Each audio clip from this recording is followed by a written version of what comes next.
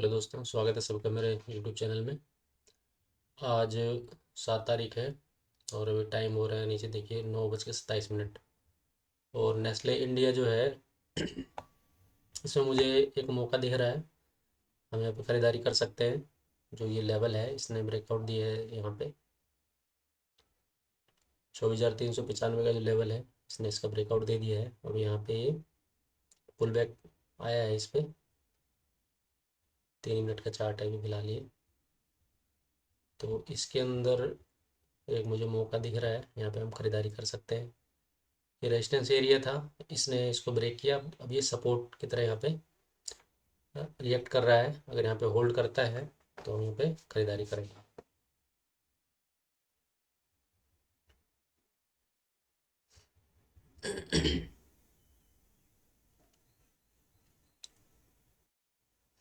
तो अगर यहाँ पे होल्ड करेगा, इस पे रिजेक्शन नीचे से अगर आती है यहाँ पे, और एक अप साइड के लिए एक बुलिश अगर कैंडल बनाता है 3 मिनट या 5 मिनट पे, तो हम यहाँ पे एंट्री ले लेंगे। स्टॉप लॉस हमारा इस लाइन के आसपास के नीचे रखने की कोशिश करेंगे। इसके अलावा मैंने और भी स्टॉक सेलेक्ट करके रखे हुए हैं। अंबुजा सीमेंट है, एसीसी है, अशोक लीलैंड है। तो इनमें अभी कोई ब्रेकआउट नहीं आया है। ये नेस्ले को और ऐड कर देता हूँ। नेस्ले मैंने अभी भी देखा है।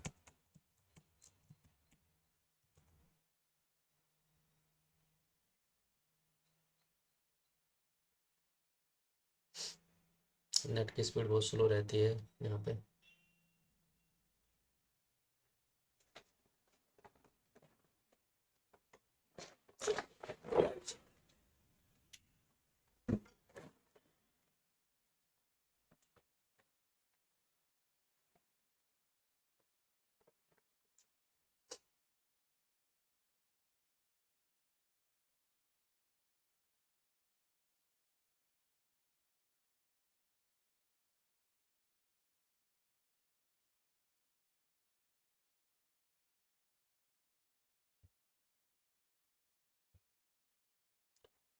यहाँ पे ब्रेक किया था लेकिन वापस आ गया नीचे, ब्रेक डाउन कर रहा है इसको। तो अभी इसको होल्ड पे रखेंगे।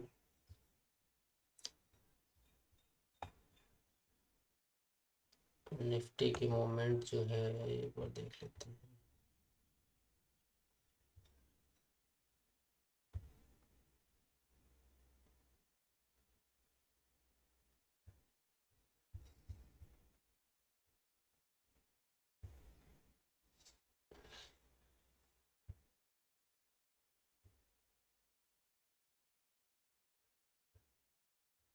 ये ओनजीसी का था, कल हमारा टारगेट था यहाँ पे 193 का, इसने अचीव कर लिया था कल।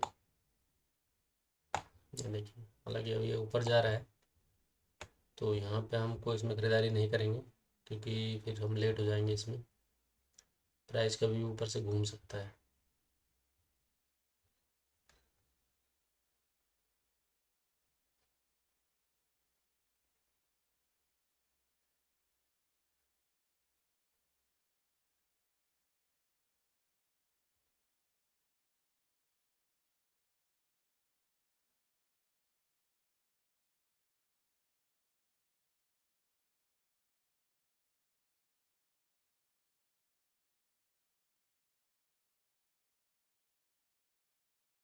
तो फ्रेंड्स, मैं जैसे ही स्टॉक सेलेक्ट करके अगर मैं ट्रेड करूँगा तो मैं बताऊँगा सबको।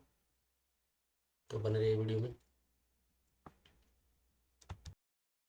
फ्रेंड्स, एक स्टॉक और मैंने आइडेंटिफाई किया है, एनटीपीसी लिमिटेड। अगर इसमें 237 रुपये 20 पैसे के ऊपर मूवमेंट आती है तो आप छोटे स्टॉप लॉस के साथ इसमें ट्रेड ले सकते हैं। इसमें टारगेट ठीक ठाक मिल जाएगा अगर इसमें ब्रेकआउट आता है तो। इसमें टारगेट 241 रुपये के आसपास है, तो इसमें भी ट्रेड ले सकते हैं। मैंने जो सिलेक्ट करके रखा है, अगर इसमें ब्रेकआउट आता है तो मैं इसमें ट्रेड लूँगा। बाकी और भी स्टॉक्स हैं, नेस्ले है, अंबुजा सीमेंट, इनमें अभी किसी में कोई नहीं है। नेस्ले में ब्रेकआउट आया था लेकिन वो सपोर्ट पे होल्ड नहीं हो पाया। नीचे आ गया दोबारा से। अब देखते हैं दोबारा का ब्रेकआउट करके यहाँ पे अगर होल्ड करता है तो इसमें हम इसमें बाइंग करेंगे, नहीं तो वेट करेंगे।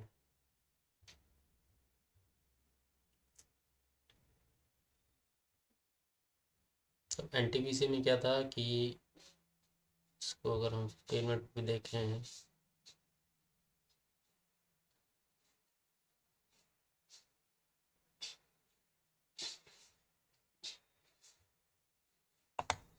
यहाँ से 15 मिनट देखें तो यहाँ पे एक ये स्ट्रॉन्ग सेलिंग आई थी, रेजिस्टेंस था यहाँ पे, दोबारा गया यहाँ पे, दोबारा सेलिंग आई, लेकिन पिछले वाले लो को ये नहीं तोड़ पाया, यानी कि सेलिंग तो आई लेकिन ये नया लो नहीं बना पाया। सेलर्स इतने स्ट्रॉन्ग नहीं थे जितने यहाँ पे थे। अब तीसरी बार यहाँ पे दोबारा से प्राइस आया, सेलिंग आई जरा सी। अब उम्मीद ये है कि अगर ये ब्रेक होता है तो अगला जो अपना रेजिस्टेंस बढ़ा वो ये है, यहाँ तक मूवमेंट इसमें आ सकती है। प्राइस गिरा हुआ है और अपसाइड के लिए ये एक रेजिस्टेंस कई बार टेस्ट हो चुका है। प्राइस देखिए यहाँ से गिरता हुआ आ रहा है, अपसाइड के लिए ये एक मेजर रेजिस्टेंस था, ये एक बार, दो बार, तीन बार टेस्ट हो चुका है। तो अब पूरे पूरे चांस हैं इसके, अगर ब्रेकआउट हो तो यहाँ पर देता है तो हमें अच्छा खासा एक मूव मिल सकता है अपसाइड की तरफ। तो बने रहिए, जैसे भी कुछ होता है मैं जो भी ट्रेड लूँगा बताऊँगा इसमें वीडियो में।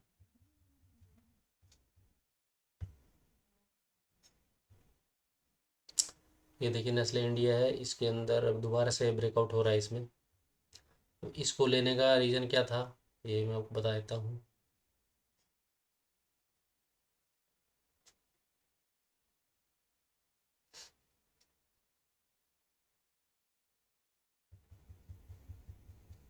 ये देखिए ये सेलर्स एरिया है, स्ट्रॉन्ग सेल हुआ यहाँ पे, दोबारा से भाव लगभग इसी के आसपास आया। यहाँ पे एक सप्लाई जोन था, डिमांड सप्लाई का जो कॉन्सेप्ट होता है उस हिसाब से यहाँ पे सेलिंग आई दोबारा से। तीसरी बार फिर यहीं पे भाव आया, यहाँ से फिर रिजेक्शन लिया इसने।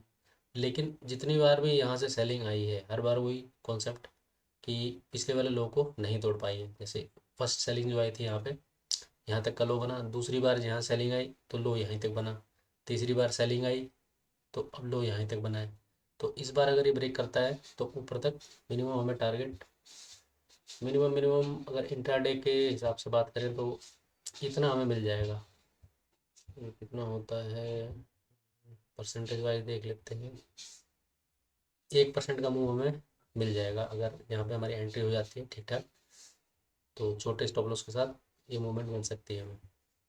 एक चीज़ और है कि अगर इसको हम बड़े टाइम फ्रेम पे देखेंगे, डेली में देखते हैं तो इसका ट्रेंड अप है, अप ट्रेंड में। और सिर्फ ट्रेंड अप होने से नहीं होता है, इसके अंदर एक चीज़ और है, ट्रेंड की स्ट्रेंथ। अब ये ट्रेंड है, हाई लगाया, लो लगाया, हायर हाई, हायर लो, और फिर ये हायर है। तो ये जो हाई इसने लगाया है ये पिछले वाले हाई से स्ट्रोंग है, यानी कि मोमेंटम यहाँ पे और तेज हो गया है।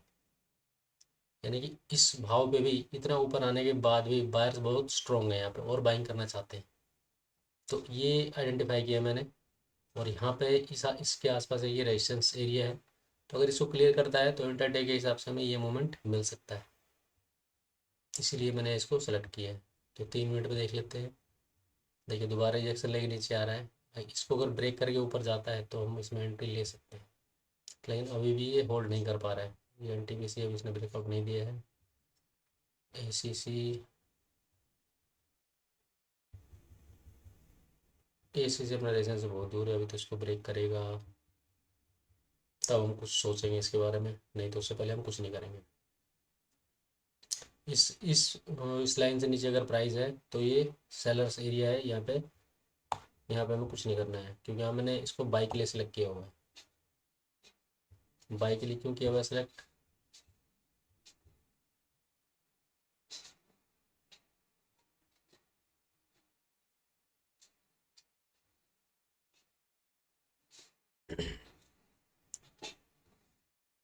बता देता हूँ मैं, थोड़ा नेट बहुत स्लो है यहाँ पे।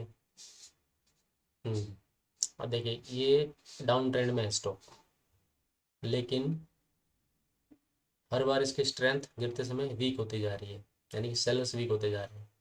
और जो रेजिस्टेंस है सेलर्स का जो एरिया है, यहाँ पे सेलिंग आई, दोबारा प्राइस यहाँ पे गया, फिर सेलिंग आई, तीसरी बार भी गया, फिर सेलिंग आई, लेकिन पिछले वाले लो को ये सेलर नहीं तोड़ पा रहे हैं।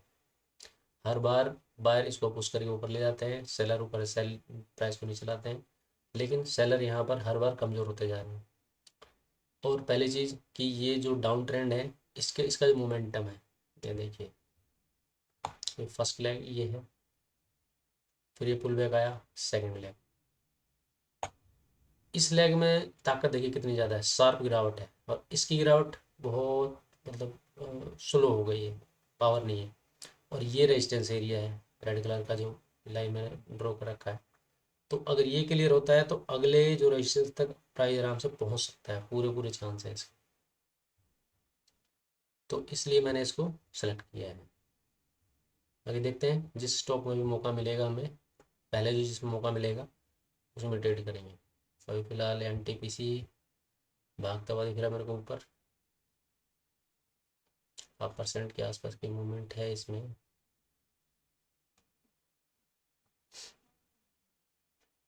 इंटरडे में सबसे बड़ी गलती ये होती है हमारी कि जो स्टॉक हमें दिखते हैं कि 2% 3% भाग चुके हैं, ऊपर भाग रहे हैं, तो हम सोचते हैं कि उनमें मूवमेंट हो रहेगी, लेकिन वो कहीं ना कहीं रेजिस्टेंस लेके वो वापस रिवर्स हो जाता है। तो हमें उन स्टॉक्स की तरफ नहीं भागना है जो पहले ही भाग चुके हैं। हाँ, बहुत बार ऐसा होता है कि कोई स्टॉक एक तरफा मूवमेंट देता है, लेकिन वो उसको हर बार पकड़ पाना बहुत मुश्किल होता है। इसीलिए हमें कई सारी चीज़ को ध्यान रखना चाहिए कि प्राइस ज़्यादा ना बढ़ा हुआ हो, और अपना मेजर रेजिस्टेंस को ब्रेक किया हो, और टारगेट अगले आवरली रेजिस्टेंस तक रख सकते हैं डे ट्रेडिंग के हिसाब से। तो ठीक है फ्रेंड्स, अभी तो कोई मुझे स्टॉक दिख नहीं रहा है। जैसे ही कुछ नेस्ले ने भी ब्रेक किया, फिर दोबारा से डाउन साइड में ये रेजिस्टेंस फेस कर रहा है। अगर कोई ट्रेड बनता है तो मैं आप लोगों को बताता हूँ। तब तक बने रहिए वीडियो में। दोस्तों, अभी एक स्टॉक और मैंने ऐड किया अपने वॉच लिस्ट में, इंडसइंड बैंक है। इसका ये लेवल है, दो लेवल है। अगर यहाँ पे ये सपोर्ट ले लेता है, इसको ब्रेक करके गया है, अभी यहाँ पे होल्ड कर रहा है इस लेवल पे, तो इसमें बढ़िया मूवमेंट आ सकती है अप साइड की तरफ। अगर यहाँ पे नहीं होल्ड करता है और यहाँ पे नीचे आता है, तो ये लेवल है। इन दोनों में से जहाँ पे भी होल्ड करेगा और अप साइड की तरफ हमें एक मूव दिखाएगा, एक बढ़िया कैंडल बनाएगा 5 मिनट या 3 मिनट पे स्ट्रॉन्ग, तो हम वहाँ पे एंट्री ले लेंगे। स्विंग लो के नीचे अपना स्टॉप लॉस रखेंगे। इसको मैंने किस लिए सेलेक्ट किया, क्योंकि अगर हम इसको डेली चार्ट पे देखें तो ये देखिए, ये बहुत दिन का एक रेंज इसने बना रखा है। अप साइड के मूव देने के बाद ये रेंज बना रखा है इसने। इस रेंज के जो अप साइड के जो रेजिस्टेंस है आवरली लेवल पे, ये अभी ये ब्रेक कर चुका है। तो 5 मिनट या 3 मिनट टाइम फ्रेम के अंदर इसमें हमें एंट्री के चांस बन रहे हैं। अगर मिल जाती है एंट्री तो हम इसमें एंट्री ले लेंगे, और इसी स्विंग लो का अपना स्टॉप लॉस रख देंगे। अब इसके अंदर क्या है, 5 मिनट पे थोड़ा सा और मैं आपको डीप समझाता हूँ। ये देखिए स्ट्रॉन्ग कैंडल है सेलिंग की, तो ये जो इसका एरिया है, इसके विक से लेकर बॉडी तक का, ये एक सेलिंग जोन है, यानी जिसको सप्लाई डिमांड में सप्लाई एरिया बोलते हैं। तो प्राइस यहाँ पे जाएगा, बस इसको टेस्ट कर ले, वापस आए, और फिर अगर स्ट्रॉन्ग मूव दिखाता है अपने पिछले वाले लो को तोड़े बिना, तो हम यहाँ पे एंट्री कर सकते हैं 3 मिनट या 5 मिनट पे। तो देखते हैं, जैसे भी होता है आप लोगों को बताता हूँ। तो फ्रेंड्स, देखा आपने, अगर मैं यहाँ पे इस ग्रीन कैंडल के ऊपर अगर मैं यहाँ पे एंट्री ले लेता, तो यहाँ पे अपना स्टॉप लॉस हिट हो जाता। हमें क्या है, कैंडल पैटर्न को देखना होता है, लेकिन प्राइस मूवमेंट को भी देखना होता है, उसी हिसाब से हमें एंट्री लेनी चाहिए। अब यहाँ पे स्ट्रॉन्ग सेल था, ये देखिए, छोटा कैंडल, उससे बड़ा कैंडल, उससे बड़ा कैंडल, यानी कि सेल स्ट्रॉन्ग है।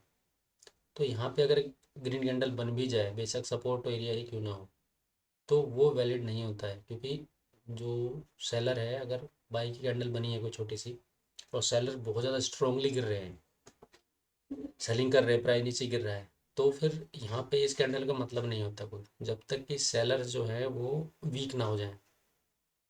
अब देखिए, ये जो मूव आया है, इससे स्ट्रॉन्ग मूव ये अगले वाला आया है, यानी कि यहाँ पे कहीं कोई अभी एंट्री के कोई भी चांस नहीं है। जब अपने दूसरे सपोर्ट एरिया पे आगे देखिए, यहाँ पे रिजेक्शन लिया है इसने, लेकिन अभी हम यहाँ पे कोई एंट्री नहीं लेंगे जब तक कि ये एक एरिया देखिए, ये एक सपोर्ट बना है इसके लिए, इस मूव के लिए। ये सपोर्ट जो है, अब दोबारा प्राइस अगर यहाँ पे जाता है तो इसको यहाँ पे रेजिस्टेंस फेस करना होगा, और अगर रेजिस्टेंस फेस नहीं करता है, यहाँ पे सीधा यहाँ चला जाता है, तो फिर ये वाला रेजिस्टेंस फेस करना पड़ेगा इसको। तो या तो इस रेजिस्टेंस को फेस करके टेस्ट यहाँ पे करें, और जो मूवमेंट है अगली सेलिंग की वो स्लो हो जाए, स्ट्रॉन्ग मूवमेंट ना हो। जैसे कि इसने एक कैंडल में यहाँ से इतनी बड़ी मूवमेंट दे दी है। अगर मान लेते हैं कि ये अपना, सॉरी, ये लाइन तो टेढ़ी हो गई है, यहाँ से ले लेते हैं। ये एक अपना एक ये रेजिस्टेंस एरिया हो गया, और दूसरा रेजिस्टेंस एरिया अपना ये है जो लास्ट रेजिस्टेंस एरिया है, इस जो ये सेलिंग प्रेशर आया है इसके लिए। तो यहाँ अगर प्राइस यहाँ जाके और यहाँ से कहीं दोबारा से मूवमेंट आती है नीचे, तो जो ये मूवमेंट आई है इससे वीक आनी चाहिए, यानी कि 2-3 कैंडल लगने चाहिए इसको दोबारा इसी लेवल पे पहुंचने में। और फिर अगर वो स्ट्रॉन्ग कैंडल बनती है, लेफ्ट से कंपेयर करेंगे हम, ये जो यहाँ कैंडल बनेंगी उससे अगर स्ट्रॉन्ग कैंडल बनती तो हमारे यहाँ एंट्री बनेगी। फिर अगला जो इसका रेजिस्टेंस फेस करेगा ये इस लेवल पे करेगा। लेकिन अगर मोमेंटम यहाँ से और यहाँ तक स्ट्रॉन्ग होता जाता है, जैसे कि ये देखिए ये मोमेंटम था डाउन साइड के लिए, ये छोटा कैंडल बड़ा कैंडल बड़ा कैंडल उससे ही बड़ा। तो अगर इस तरीके से यहाँ मूवमेंट आती है तो ये रेजिस्टेंस भी कोई मायने नहीं रखता, ये भी ब्रेक होकर ऊपर चला जाएगा प्राइस। तो हमें यहाँ का भी ध्यान रख, अगर हम यह एंट्री यहाँ कर रहे हैं तो यहाँ का भी ध्यान रखना पड़ेगा। अगर यहाँ पे मान लीजिए कि स्ट्रॉन्ग कैंडल बन जाए, एंट्री ले लेते हैं हम, उसके बाद फिर और स्लो कैंडल और छोटी कैंडल और छोटी कैंडल यहाँ जाते जाते, तो ये एक बार और डाउन में आ सकता है। तो अगर ऐसा कुछ होता है तो हमें यहाँ निकल जाना है, ज़रूरी नहीं है कि हमने स्टॉप लॉस हिट होने का ही वेट करें। अभी तो फिलहाल मैं आपको ये एंट्री क्राइटेरिया समझा रहा था, बहुत सारी चीज़ें मैंने बताई हैं आपको इस वीडियो में, लेकिन इसके लिए एक अलग से वीडियो, एक नहीं कई वीडियो बनाने पड़ेंगे, क्योंकि बहुत ऐसा टॉपिक है जिसको एक बार में समझाया नहीं जा सकता है। एंट्री के लिए सबसे पहली जो मेन चीज़ होती है वो होती है लेवल, बड़े टाइम फ्रेम का लेवल हो, और जो छोटा टाइम फ्रेम होता है उस पर मैं एंट्री लेनी होती है, लेकिन उसके भी सपोर्ट रेजिस्टेंस देख के, supply demand area, sellers buyers देख के ही एंट्री करते हैं। तो वो किस तरीके से देखते हैं, कैसे आइडेंटिफाई करते हैं, मैंने थोड़ा बहुत बताया है इसमें। बाकी इसके लिए एक अलग वीडियो बना के मैं अपने चैनल पर डाल दूंगा, तो वहाँ से आप देख सकते हैं। अब फिलहाल की हमें कोई एंट्री मिल नहीं रही है, इन लाइनों को डिलीट कर देता हूँ, क्योंकि मुझे इन लाइनों की जरूरत नहीं पड़ती है, क्योंकि देख देख के प्रैक्टिस हो गई है इतनी। ये तो मैंने समझाने के लिए लाइनें लगा दी थी। तो अभी एन टी पी सी में मूवमेंट आ तो रही है, लेकिन इसने अब तक ब्रेक नहीं किया हमारे लेवल। निफ्टी आज ओपन होते ही डाउन साइड में है, लेकिन डाउन में भी स्ट्रॉन्ग तरीके से नहीं गिर रही है, इसलिए हम कहीं भी ट्रेड नहीं ले पा रहे। ये देखिए एक सेल साइड के लिए मैंने स्टॉक सेलेक्ट कर रखा था, नेटको फार्मा, इसने भी क्या किया है अभी, ये देखिए ये खुलते ही ऊपर गया और एकदम से नीचे आ गया। ये इसमें लेवल है, अगर इसको ब्रेक करता है तो नीचे जा सकता है। लेकिन निफ्टी आज ऐसा लग रहा है जैसे साइडवेज मार्केट रह सकती है।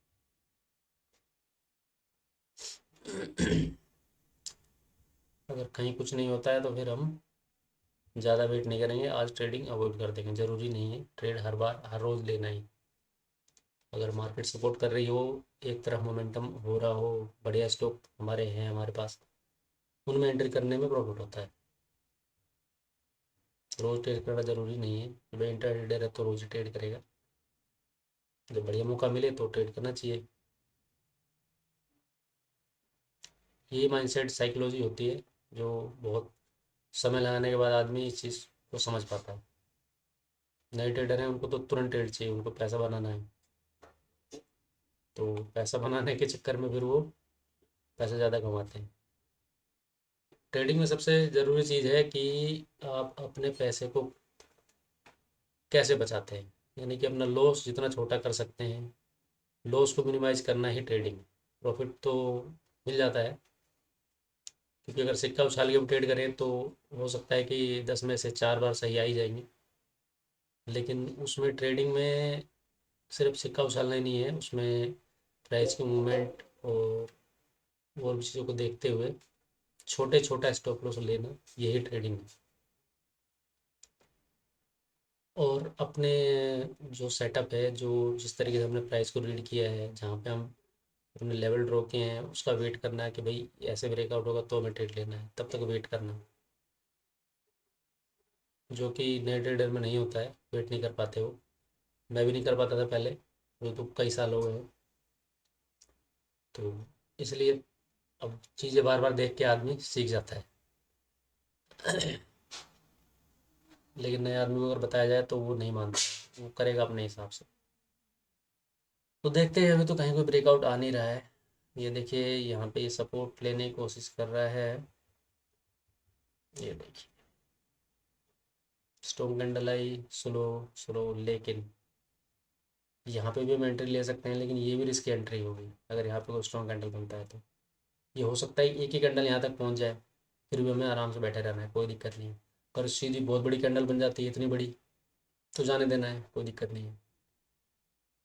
ये हमें इसी से नहीं डरना है कि भाई मूवमेंट आ जाएगी हम रह जाएंगे। आ जाना तो कोई बात नहीं, हमें अपने तरीके से एंट्री मिलेगी तो ही करेंगे, नहीं तो नहीं करेंगे। कोई ज़रूरी नहीं है कि आज ही सारा पैसा कमाना है, कल फिर मौका आएगा। तो इसलिए आराम से बैठे रहें।